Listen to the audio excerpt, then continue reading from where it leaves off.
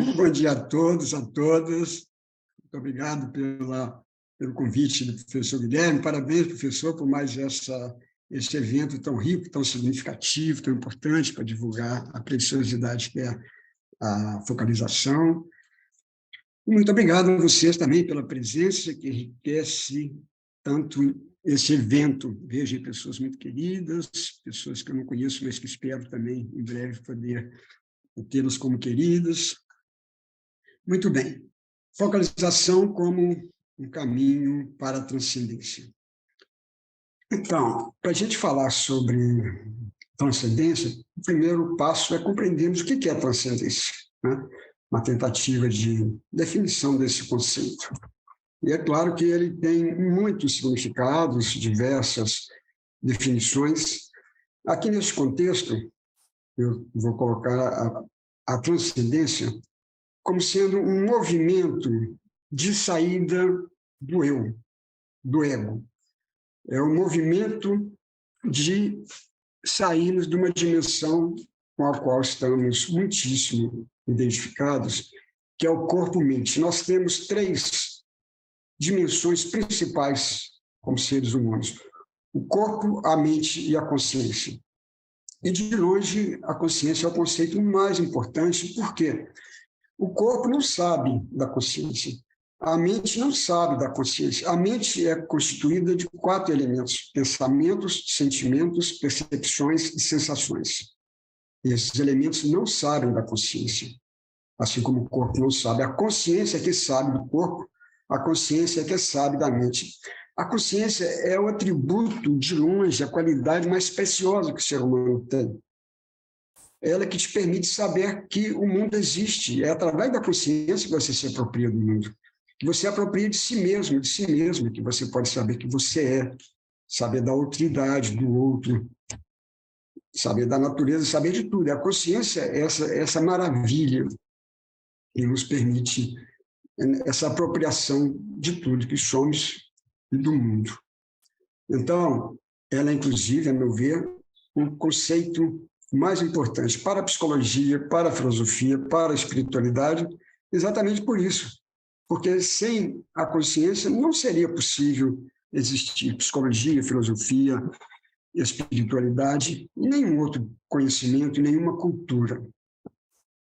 Então, consciência como esse atributo tão importante, e vamos tentar também compreender, definir um pouquinho o que é a consciência, né?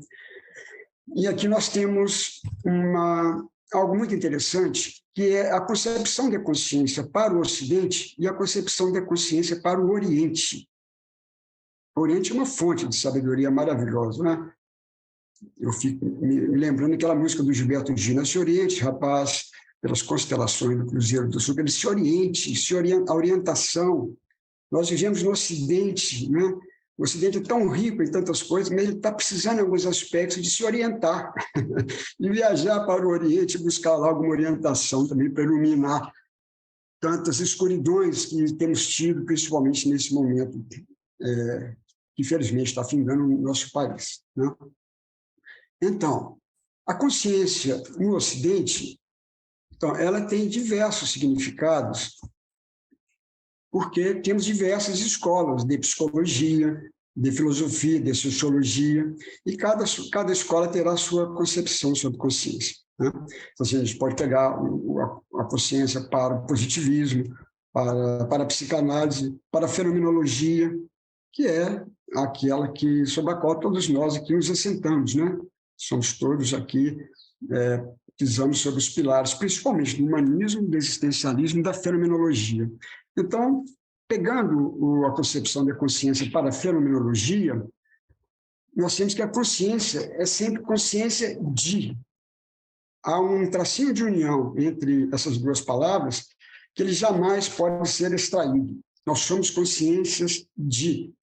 Vocês estão conscientes agora de escutar a minha voz, o que eu digo. Eu estou consciente de ver vocês aqui na tela. Estou consciente de estar sentado, do frio que está aqui permeando o local, no ambiente onde eu estou. posso estar consciente de um sentimento, de um pensamento, de uma sensação, de uma percepção, consciente do mundo. Então, sempre consciente de. Não é possível não estarmos conscientes de alguma coisa, de algum fenômeno. Não é possível. Essa definição, essa compreensão de consciência, claro, é muito diferente, por exemplo, da consciência para o positivismo. Nessa concepção positivista, há uma ruptura, uma separação radical entre o ser humano e o mundo. O mundo existe independentemente do ser humano, ele tem uma realidade em si, e o ser humano é outro, é outra dimensão, né? A fenomenologia vai bater de frente com essa concepção, dizendo que não há essa separação ser humano-mundo. Então, não há uma consciência sem mundo e um mundo sem consciência. Não é isso? Essa é a consciência de. Os fenômenos são sempre fenômenos para uma consciência, e a consciência é sempre consciência de fenômenos. Não há um sem o outro. Então, é uma relação sujeito-objeto, nós somos sujeitos e nos apropriamos dos objetos, aquilo que sentimos, o mundo, a natureza, a outra pessoa, etc. Muito bem. Poderíamos até fazer um segundinho de um esforço aqui, um pequeno exercício, 10 segundos, vamos tentar, por favor, não nos tornarmos conscientes de. 10 segundos para cada pessoa ficar em silêncio e tentar extrair de si a consciência, e não ser consciência, não ser consciente de alguma coisa. De olhos fechados, 10 minutinhos, 10 segundinhos, peço que vocês façam esse exercício. Tentem extrair a consciência de se tornarem um ser sem consciência.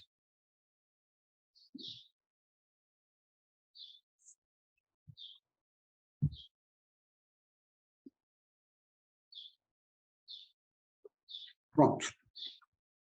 Eu acho que todos nós tomamos bomba na prova, né? Não é possível.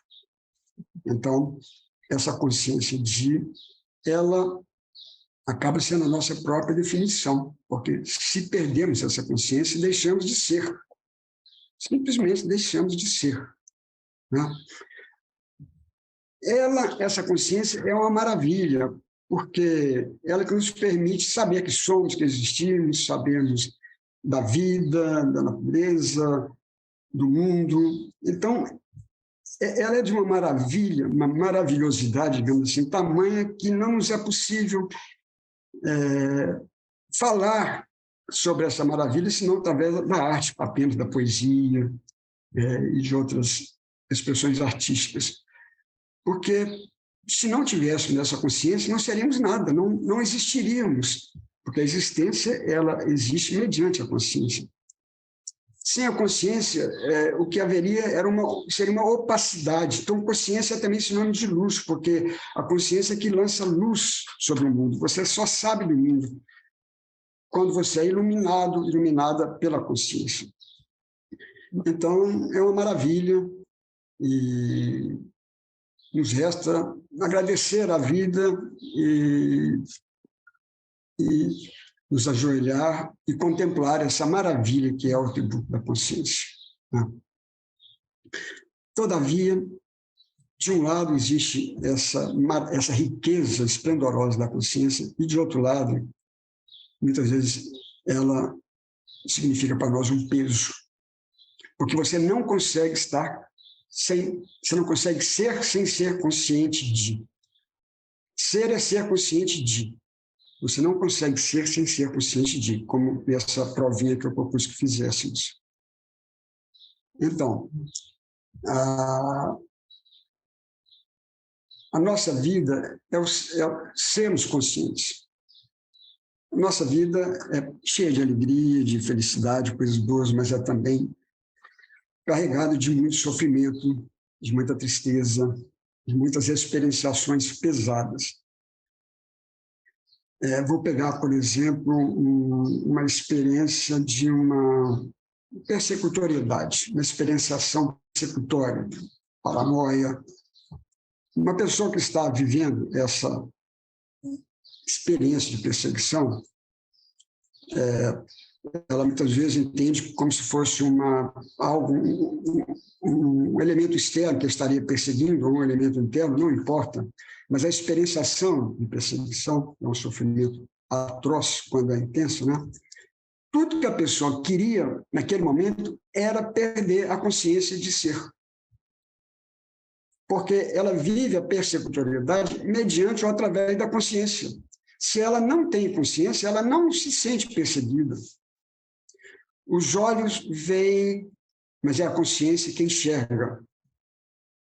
Os ouvidos ouvem, mas é a consciência que escuta. Então, esse ouvir, entrar em contato com esse sentimento de perseguição, era um sofrimento terrível. Tudo que a pessoa poderia querer naquele momento, desse sofrimento, é ausentar-se dessa consciência e ser sem consciência seria pura paz. Isso não é possível. Então, ela precisa de uma medicação, ela precisa de uma psicoterapia, ela precisa de uma focalização, né? Para poder atravessar aquele sofrimento, se possível, superá-lo. Aqui eu usei um exemplo extremo, mas no cotidiano, uma angústia, uma tristeza, uma ansiedade, um medo, uma ira, que vivemos no nosso cotidiano e que muitas vezes nos acompanha, aparece nos nossos sonhos, né? E às vezes pensamentos repetitivos, não, eu queria ficar livre disso. Eu não consigo. Novamente, eu preciso de um apoio terapêutico ou de outra natureza para ficar livre disso. Então, eu estou querendo dizer que a consciência, de um lado, ela é uma maravilha, de outro lado, ela pode ser um peso também. E nós estamos assim, à mercê dela, porque não podemos ser sem sermos conscientes de. Aí eu quero trazer para vocês o que para mim foi assim, uma revelação, uma preciosidade, um encontro assim, que me comove, me emociona. Eu, desde os 15 anos de idade, eu tenho um pé no Oriente, um pé no Ocidente. E, recentemente, há cerca de uns 15 anos, eu descobri os mestres orientais, então, que revelam uma concepção que é multimilenar no Oriente. Enquanto que nós temos aqui a concepção de consciência ocidental, que ela tem o quê? 150 anos, a fenomenologia, no caso, que eu citei há pouco, né? Em torno disso, um pouco menos, né? Essa concepção do Oriente sobre consciência, que é muito preciosa para nós, ela é multimilenar, ela tem mais de 5.000 anos, quando ainda não existia a grafia, não existia o alfabeto, o escrito, né? Não havia escrita, ela era transmitida pelos mestres oralmente. Os mestres nunca escreveram nada, Jesus nunca escreveu nada, escreveu uma frase, aquela sobre Madalena, né? Na areia, o vento levou. Buda não escreveu nenhuma frase. Os grandes mestres, eles se preocupavam em ser. Quem quisesse que escrevesse, que transcrevesse, que registrasse. Né? Graças a discípulos maravilhosos, né? Como São João Evangelista, por exemplo, conhecemos as palavras, as experiências do mestre. Né? Esses mestres todos são mestres da mística. Né? E o São João Evangelista, por exemplo, é um místico. O que significa a mística? É a apropriação da experiência original vivida pelos mestres, esses mestres que se iluminaram, que se autorrealizaram, mas que nunca escreveram nada. Como capturar essa experiência de vida há mais de 2.000 anos, né?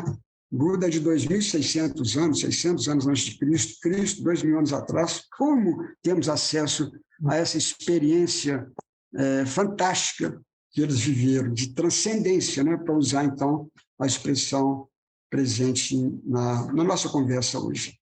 Como podemos seguir esse caminho que eles viveram, né? Bem, então a mística é o contrário, por exemplo, de uma concepção fundamentalista de uma religião, qualquer que seja ela, ao fundamentalismo budista, hinduísta, zen budista, católico, etc. E há a mística católica, cristã, a mística hinduísta, a mística zen, a mística budista, e a mística que procura iluminar essa experiência original vivida pelos mestres, recuperar essa experiência. Né? Muito bem. Então, fez parte da recuperação, que eu estou dizendo, dos mestres, o meu encontro com esses mestres que trazem, então, uma concepção de consciência que, para mim, foi uma revelação extraordinária. É a consciência que não é a consciência de... É a consciência vazia. É a consciência sem pensamentos, sem sentimentos, sem percepções, sem sensações. É a chamada pura consciência. E ela pode ser chamada de pura paz. Porque é através dela que eu posso ser sem ser consciente de. Eu posso ser só consciência, pura consciência. Então a consciência de, eu posso nomeá-la como uma consciência cheia. A consciência da fenomenologia, ela não é uma consciência como um pote que vai receber conteúdos. Quando eu digo cheia, é cheia no sentido de ela estar, a consciência humana está sempre em interação com um fenômeno.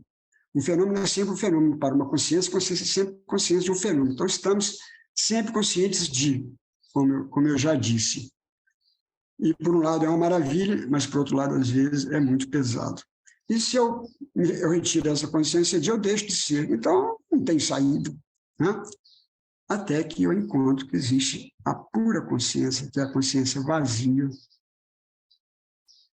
E eu não deixo de ser, pelo contrário, eu passo a ser uma presença, consciência.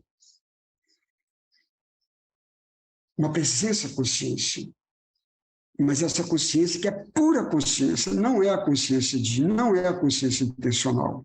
E por isso ela é a consciência vazia. Olha que mistério, né? Olha que mistério. Como é que eu posso ser sem ser consciente de? Aí eu descobri. Eu posso ser consciência só. É a pura paz, é o puro repouso, é o puro remanso. E ela não